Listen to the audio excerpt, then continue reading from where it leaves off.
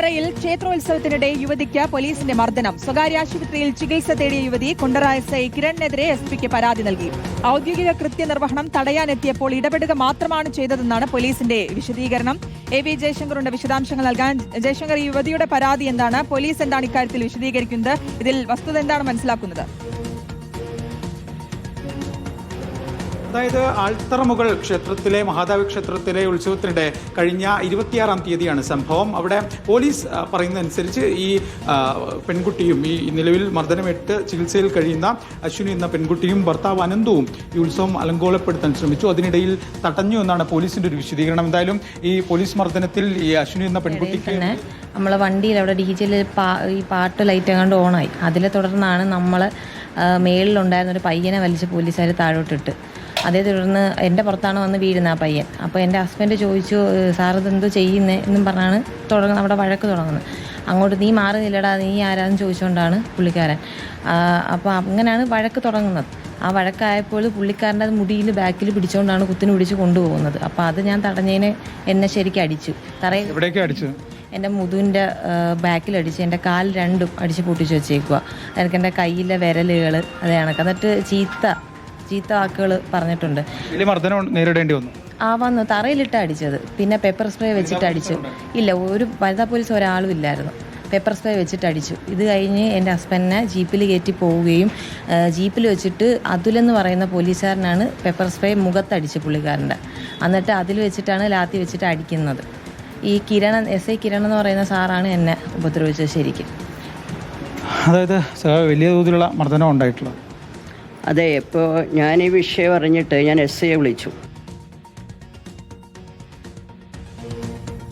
എനിക്ക് വിവരം കിട്ടിയല്ലോ, നിങ്ങൾ അവളുടെ ഭർത്താവിനെ അവിടെ പിടിച്ചു വെച്ചിരിക്കുന്നു. എന്ത് കാരണത്താലാണ് പിടിച്ചു വെച്ചത്? ഭർത്താവിനെ വിടണമെന്നാണ്. അപ്പോൾ ഇവൾക്ക് ഇത്രയും മർദ്ദനമേറ്റെന്ന് എനിക്കറിയില്ല. അപ്പോൾ വിടണമെന്നാണ് ഞാൻ ആവശ്യപ്പെട്ടത്. അപ്പോഴാണ് അയാൾ പറഞ്ഞു, ഇവർ മദ്യപിച്ചിട്ട് അവിടെ നൃത്തം ചെയ്യുകയായിരുന്നു. DJ പാർട്ടി 10 മണി കഴിഞ്ഞ് നിർത്താൻ പറഞ്ഞപ്പോൾ ഇവർ പോലീസിനെ ചീത്ത പറഞ്ഞു. അതുകൊണ്ട് ഞാൻ അടിച്ചിട്ടൊന്നുമില്ല, അവർ തറയിൽ വീണതാണ്, അല്ലാതെ ഞാൻ അടിച്ചിട്ടില്ല എന്നാണ് എന്നോട് പറഞ്ഞത്. അതിനൊരു 5 മിനിറ്റ് കഴിഞ്ഞപ്പോഴാണ് ഈ കുട്ടിയെ തല്ലിയതിൻ്റെ ഫോട്ടോ എനിക്ക് അയച്ചു തന്നു. അപ്പോൾ അയച്ചു തന്നതിന് ശേഷം അപ്പോഴത്തേക്ക് ഞാൻ വിളിച്ചു കഴിഞ്ഞതിന് ശേഷം പോലീസിന് പിന്നെ ഭർത്താവിനെ എങ്ങനെയും വിടണം. അതിന് ഭാര്യയെ അവിടെ ഹോസ്പിറ്റലിൽ നിന്ന് കൊണ്ടുവന്നതിന് ശേഷം ഞാൻ വിളിച്ചതിന് ശേഷം ഇവരോട് പറഞ്ഞു, ഭാര്യയെ ഇനി കൊണ്ടുപോകാം, ഞാൻ നിങ്ങളെ വിടാം. അപ്പോൾ ഇവരെന്നെ കോൺടാക്ട് ചെയ്തു. ഞാൻ പറഞ്ഞു, അവൾക്ക് നല്ല മർദ്ദനമേറ്റിട്ടുള്ള ഫോട്ടോ ഞാൻ കണ്ടു. കാലിലും പുറത്തും എല്ലാം നല്ലപോലെ മർദ്ദനമേറ്റിരിക്കുന്നു. ആ മർദ്ദനമേറ്റ ഫോട്ടോ കണ്ടപ്പോൾ ഞാൻ പറഞ്ഞു, നിങ്ങൾ അവളെയും കൊണ്ട് പോലീസ് സ്റ്റേഷനിൽ പോകണ്ട, നമ്മളവിടെ പ്രൈവറ്റ് കംപ്ലയിൻറ്റ് കൊടുക്കേണ്ടി വരും. പോലീസ് ഇത്ര മോശമായി പെൺകുട്ടികളോട് പെരുമാറുക എന്ന് പറയുന്നത് ഒട്ടും നമുക്ക് നീതീകരിക്കാൻ കഴിയില്ല. അവിടെ നിങ്ങൾ പോലീസ് സ്റ്റേഷനിൽ പോകേണ്ടതില്ല, അയാൾ വിട്ടില്ലെങ്കിൽ വിടണ്ട, നമുക്ക് കേസ് കൊടുക്കാം, അത് അവിടെ നിൽക്കട്ടെ എന്ന് പറഞ്ഞിട്ട് ഞാൻ ഇവരോട് പറഞ്ഞു. ഈ പരിക്കോ കണ്ടപ്പോഴേ നല്ല അടിയോ കിട്ടിയ പാടുകൾ എന്ന് വെച്ചാൽ ഇയാളുടെ ഒരു രീതി. ഞാൻ കഴിഞ്ഞ തദ്ദേശ സ്ഥാപന തെരഞ്ഞെടുപ്പിൻ്റെ റിസൾട്ട് ആയ ദിവസം പേരയം പഞ്ചായത്തിൽ ആഘോഷം നടക്കുന്നു. പ്രകടനത്തിൻ്റെ പ്രകടനം നടക്കുകയാണ്. പ്രകടനം അവസാനിച്ചതിന് ശേഷം നാഷണൽ ഹൈവേയിലല്ല, പുട്ടിമുക്കിലേക്ക് പോകുന്ന റോഡിൻ്റെ സൈഡിൽ നമ്മുടെ കുറേ ചെറുപ്പക്കാരോടെ വരാന്തയിൽ കയറി നിൽക്കുന്നു. അപ്പോൾ ഇയാൾ സ്ഥലത്ത് വന്നിട്ട് പിള്ളേരോട് അവിടെ നിൽക്കുന്നവരെ ഇയാൾ മോശമായി പെരുമാറി. പിള്ളേർ ഞങ്ങളിവിടെ വരാന്തയിലല്ലേ നിൽക്കുന്നത്, നിങ്ങൾക്ക് എന്താ പ്രശ്നം അവർ അങ്ങോട്ട് ചോദിച്ചു. അങ്ങനെ ഞാൻ നോക്കുമ്പോൾ തല്ല് നടക്കുന്നതായിട്ടാണ് കാണുന്നത്. ഈ പ്രശ്നക്കാരാണല്ലോ, തല്ല് നടക്കുകയല്ല, ഇവർക്ക് ചെറുപ്പക്കാരും SIയും കൂടെ അങ്ങോട്ടും ഇങ്ങോട്ടും വാക്ക് തർക്കം. അപ്പോൾ ഞാനൊരു 10 മീറ്റർ ബൈക്കിൽ നിൽപ്പുണ്ട്. അപ്പോൾ ഈ വാക്ക് തർക്കം കണ്ടതിന് ശേഷം ഞാൻ മുന്നോട്ട് വന്നിട്ട് ചോദിച്ചു, എന്താ സംഭവിച്ചെന്ന് ചോദിച്ചു. അപ്പോൾ നമ്മുടെ പിള്ളേർ പറഞ്ഞു, ഞങ്ങൾ ഇയാൾ തെറി പറഞ്ഞു വരാന്തയിൽ നിൽക്കുന്നതിന്. ഞങ്ങൾക്ക് വരാന്തയൊന്നും ഇവിടെ, എന്തിനാണ് തെറി പറഞ്ഞത്? അപ്പം ഞാൻ SIയോട് ചോദിച്ചു, നിങ്ങൾ എന്തിനാണ് പിള്ളേരോട് പ്രശ്നം ഇല്ലാത്തിടത്ത് പ്രശ്നം ഉണ്ടാക്കാൻ നിൽക്കുന്നത്?